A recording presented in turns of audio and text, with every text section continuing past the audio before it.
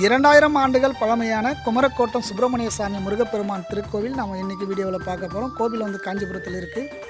முருகப்பெருமானை போற்றும் கந்தபுராணம் இயற்றப்பட்டதும் கந்தபுராணம் அரங்கேற்றப்பட்டதும் இந்த திருத்தலம். கந்தபுராணம் அரங்கேற்றப்பட்ட கல் மண்டபம் தற்போது காட்சியப்பர் நூலகமாக இருக்கிறது. தலத்தின் நுழைவாயில் காட்சி தரும் விநாயகப் பெருமானை தரிசித்துவிட்டு நம்ம வந்து ஆலயத்திற்கு செல்ல வேண்டும். மூலவர் சுப்பிரமணிய சுவாமி முருகப்பெருமான் கையில் கமண்டலமும் ருத்ராட்சி மாலையுடன் காட்சி தருகிறார்.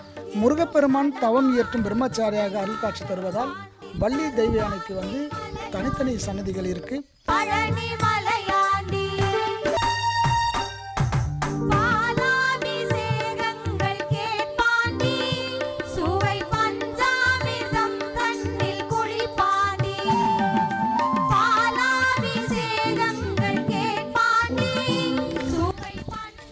முருகப்பெருமான் திருக்கோவில் இருக்கிற நவகிரகங்கள் வந்து ஒன்றோடு ஒன்று முகங்கள் பார்த்த மாதிரி இருக்குது. இந்த மாதிரி வந்து நான் வேறு எங்கேயும் பார்த்தது இல்லை.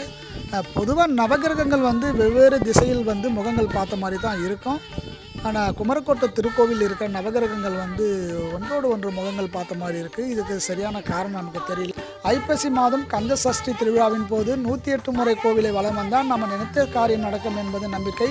வைகாசி விசாக பெருவிழா திருக்கார்த்திகை வந்து சிறப்பான நாட்களாகும்.